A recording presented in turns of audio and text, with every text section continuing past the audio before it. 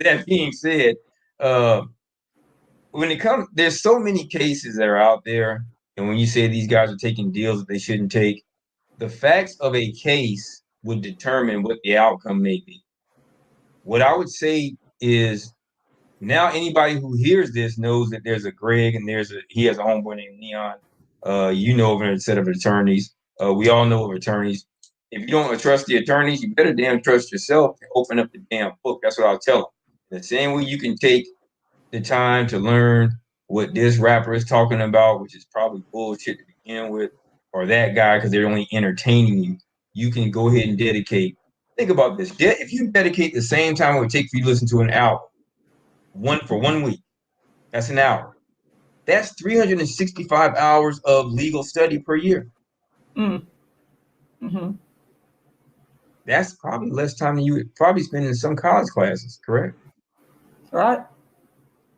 To master a particular course or subject area, or gain at least enough insight so that you can go back to utilize whatever it was that you studied.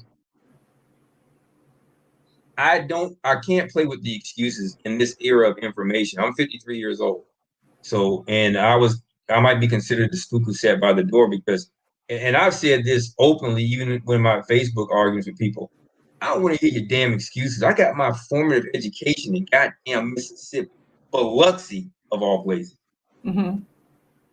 Biloxi, Mississippi, the poorest and most undereducated region in the freaking world. And I got to Biloxi in, I think, 74 or 75. So I'm on the back end of segregation. I went to Beauvoir Elementary, which is the plantation of the Confederates president, Jefferson Davis. Mm-hmm. And they weren't telling us that shit then. But I'm telling you, after going back and looking at it, I'm like, damn, Beauvoir. Oh, yeah, it's Jefferson Davis's plantation home. My school was on his plantation. Now, I had plantation. Wow. Yeah, Beauvoir. Look up Beauvoir. That's Jefferson Davis's. That's the president of the Confederacy. That's their home. Mm-hmm. So that was his home. So I've had benefits in life, and I appreciate them because I didn't carve the path necessarily as I was growing up. I was blessed to have a mom who picked that guy to be my dad, that good man to be my dad, and my parents were both determined to ensure that my brother and myself made it on the other side. So any screw ups are mine. Any of the great things I did was because of their guidance. I eat up all my screw ups. It ain't got nothing to do with my mom and dad. And my parents got divorced. Mm-hmm. And you know what they told me? Which is why when I look at this whole child support aspect, I didn't even know that it existed.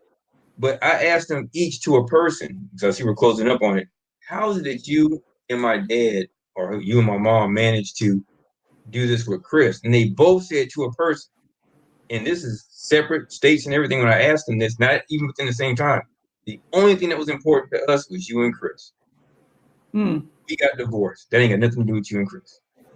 When my mom and my dad got divorced, and my mom joined the military, I think it was like 11 or 12.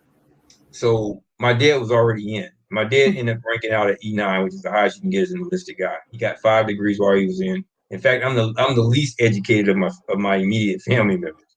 Oh wow. He said the thing about his mom and my mom, I have a lot more of her outward spirit because I said, God bless you. I couldn't have lived with my mom. Shit, that's why I joined the Army. But I appreciate the toughness that she gave. Right. My dad is the one that gave me the intellectual toughness because he came to the military when they wouldn't let black men even test to get promoted.